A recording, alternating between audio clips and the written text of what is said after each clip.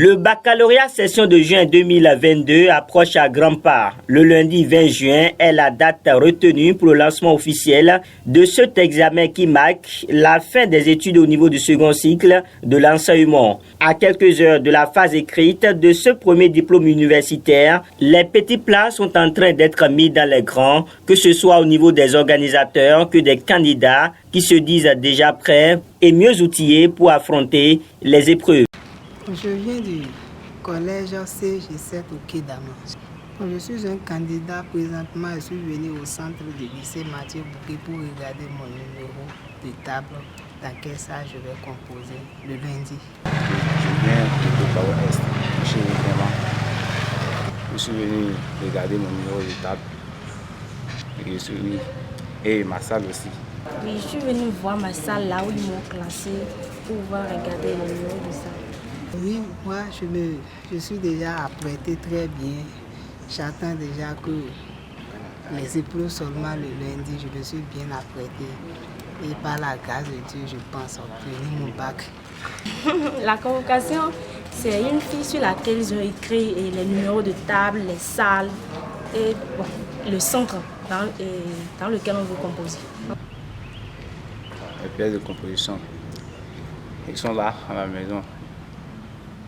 Je me suis apprêté, j'ai déposé ça à la maison. Si on demande ça lundi, je vais les montrer, ils sont à ma disposition. Convocation et ma carte d'identité nationale. Et comme de pareilles circonstances, ces candidats sont partagés pour la plupart entre stress et confiance totale. L'émotion, c'est la joie. Pour le moment, c'est la joie. Okay. Moi, je le porte très bien, je suis content. Pourquoi? Parce que le jour étant déjà loin depuis on se dit quand est-ce qu'on va composer, déjà le jour est là, je le porte très bien, je suis content d'avoir de m'avoir en santé ici. Donc c'est déjà une impression que je suis déjà prêt. Bon, actuellement, je peux dire c'est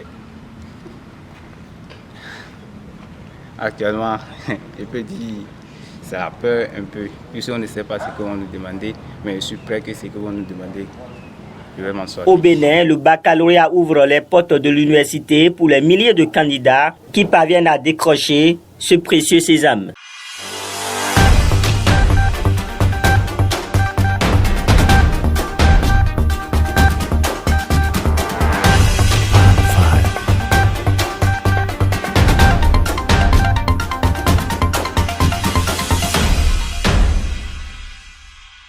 Ils sont venus des différentes communes du Bénin pour présenter leurs différents produits à ce salon dénommé Agri-Finance à Parakou. L'idée émane de l'association Agri-Booster qui vise notamment à promouvoir les initiatives des petits producteurs et des entrepreneurs agricoles en vue d'améliorer leur situation économique.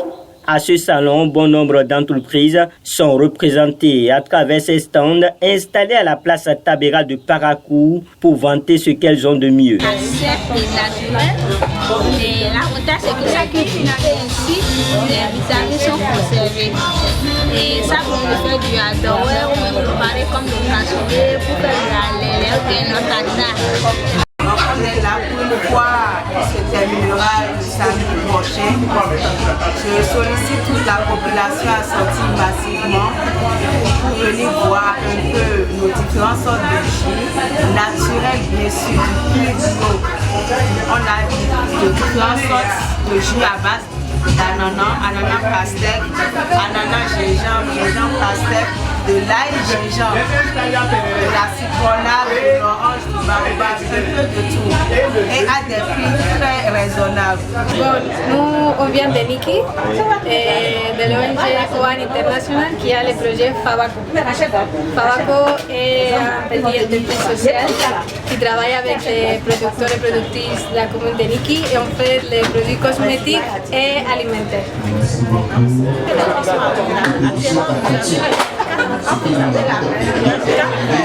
qui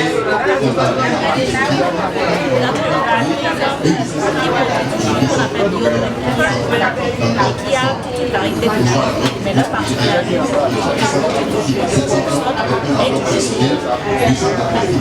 mais de pâtes.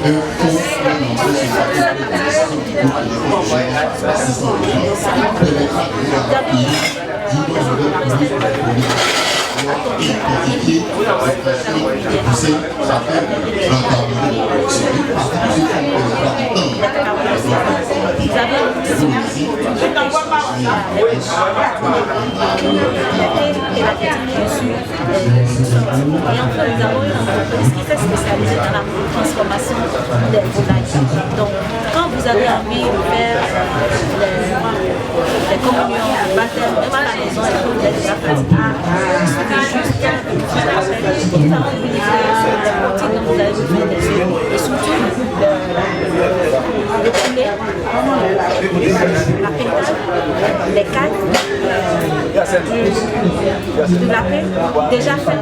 Tout est déjà il suffit juste de vous appeler et on vous dit. Mis à part tout ça, nous avons d'autres produits qui sont plus présentés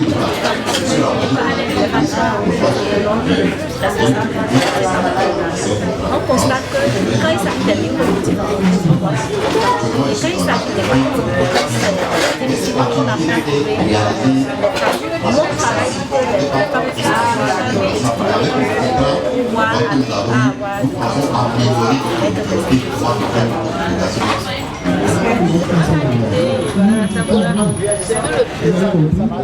nous sommes là pour exposer nos fabrications sur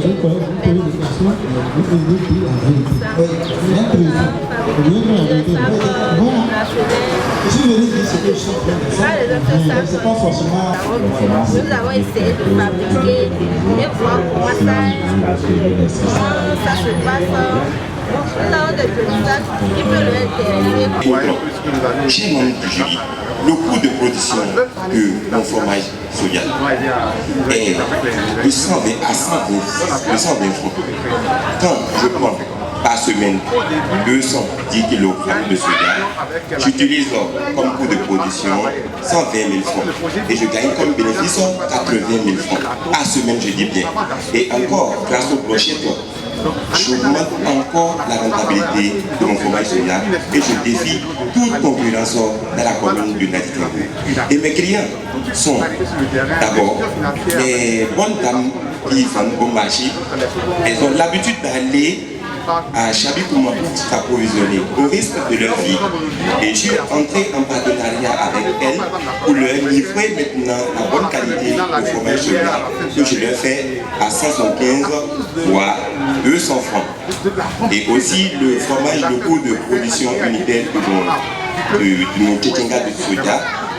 AgriBiz Booster est une association à but non lucratif qui est née des cendres de AgriProFocus Bénin. Elle se veut être un instrument capitalisant les expériences et acquis de la plateforme AgriProFocus au Bénin avec une approche novatrice basée sur le développement d'un secteur agricole compétitif pour une alimentation saine et nutritive. Ce salon dure 3 jours dans la cité des Kobourou.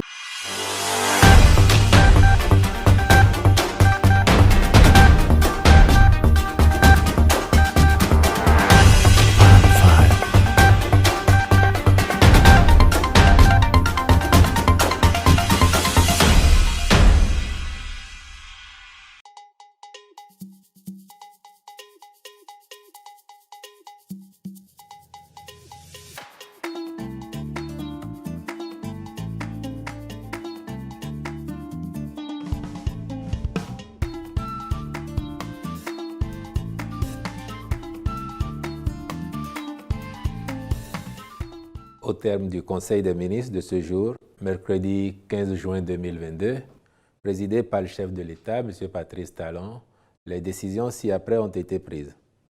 S'agissant des mesures normatives, approbation du document de programmation budgétaire et économique pluriannuel 2023-2025, institué par la loi organique relative aux lois de finances. Ce document sert de support au débat d'orientation budgétaire qui doit intervenir au plus tard le 30 juin de chaque année. La présente édition postule que notre économie se remet des effets de la pandémie de Covid-19, mais dans un contexte marqué par les tensions géopolitiques dont la guerre en Ukraine.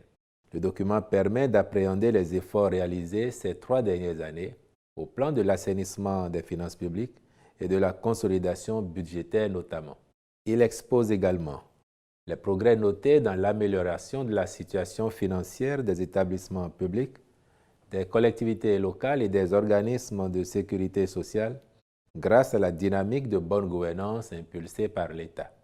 Au cours de la période de référence, seront renforcées les mesures en cours visant à promouvoir les secteurs à fort potentiel dont l'agriculture, le tourisme, l'économie numérique et l'économie du savoir, avec un accent particulier sur l'enseignement technique et la formation professionnelle. Par ailleurs, seront poursuivis les grands chantiers visant à combler le déficit infrastructurel de notre pays dans les domaines énergétiques, de transport et d'assainissement. Le tout renforcé par la création d'un cadre favorable à l'éclosion d'un secteur privé dynamique et compétitif, la promotion d'un secteur industriel sélectif ainsi que la promotion de l'intégration régionale à travers le développement des chaînes de valeur. En approuvant le document, le Conseil a instruit les ministres concernés à l'effet de soutenir la discussion irrelative devant la représentation nationale. Au titre des autres mesures normatives, ont été adoptés les décrets portant nomination de membres au conseil d'administration de l'Agence de contrôle des installations électriques intérieures Contrelec et de l'Agence béninoise de gestion intégrée des espaces frontaliers ABGF. Au chapitre des communications. Allègement des mesures d'entrée au Bénin prises dans le cadre de la gestion de la pandémie de la COVID-19.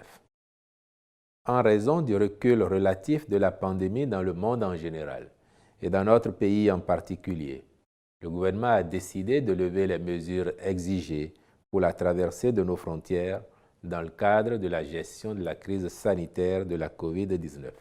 Ainsi, pour compter du jeudi 16 juin 2022 à 0h, l'entrée sur le territoire béninois, aussi bien par les frontières terrestres que maritimes et aériennes, est libre de présentation de tout document en rapport avec la COVID-19. Les voyageurs au départ du Bénin devront cependant toujours se conformer aux exigences des pays de destination. Toutefois, cette tendance baissière ne dispense pas de la nécessité de se faire vacciner. À cet effet, le Conseil exhorte les populations d'une part, les responsables à divers niveaux d'autre part, aussi bien du secteur public que privé, qui ne l'ont pas encore fait, ainsi que les agents sous leurs ordres, à se faire vacciner en vue de se prémunir contre la forme grave de la COVID-19. Au chapitre des rencontres et manifestations internationales. Sous cette rubrique, le Conseil a autorisé l'organisation au Bénin, en juin 2022, d'une réunion de validation du système de suivi de la pêche artisanale maritime, le 16 juin 2022, de la deuxième réunion de haut niveau des ministres chargés de la Santé et des Transports sur le bilan de l'organisation du corridor Abidjan-Lagos et ses perspectives, du 15 au 16 juillet 2022, de la 8e réunion du comité régional de pilotage du projet d'investissement pour la résilience des zones côtières en Afrique de l'Ouest. Enfin, au chapitre des mesures individuelles, les nominations ci-après ont été prononcées. À la présidence de la République, membre permanent de la cellule de suivi et de contrôle de la gestion des communes. M. Aminou Adjele Maman, coordonnateur de la cellule. M. Asogba Zakari Bodjaïdo, coordonnateur adjoint de la cellule. Mme Cyrielle Arwandogbo Pero, M. Michael Bachabi Diara, M. Landry Henou, Mme Joyce Medesse Agonsanou. Au ministère de l'Économie et des Finances, directeur général de l'Agence des systèmes d'information et du numérique, M. Marc-André Loco, directeur général de la Banque internationale pour l'industrie et le commerce, M. Arsène Dansou, je vous remercie.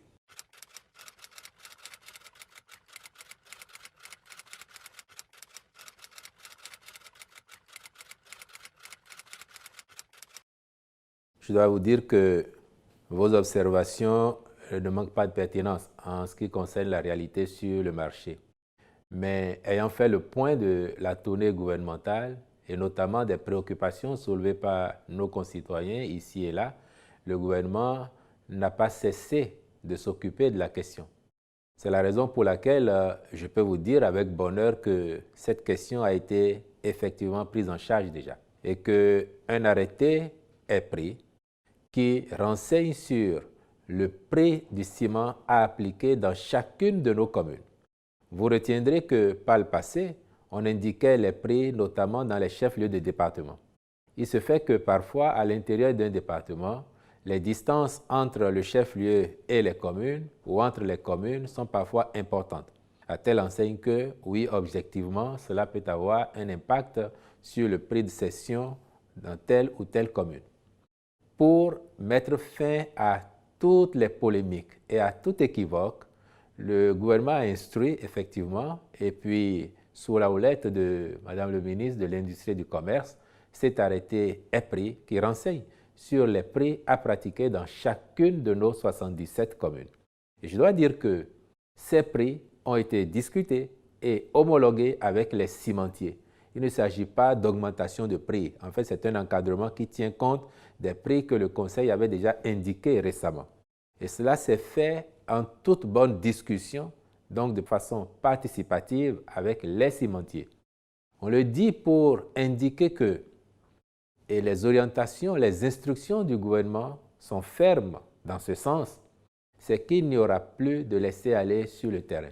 Si on a été jusqu'à indiquer par commune le prix à pratiquer, c'est pour que le contrôle soit plus aisé. Ainsi, plus personne ne dirait « mais j'ai été chercher le ciment dans telle ville, chef-lieu ou dans telle commune, j'ai fait le trajet en payant le transport, voilà pourquoi je le vends à tel prix ». Donc, on est allé dans ce détail, commune par commune, pour faciliter la mission aux agents chargés de faire le contrôle sur le terrain.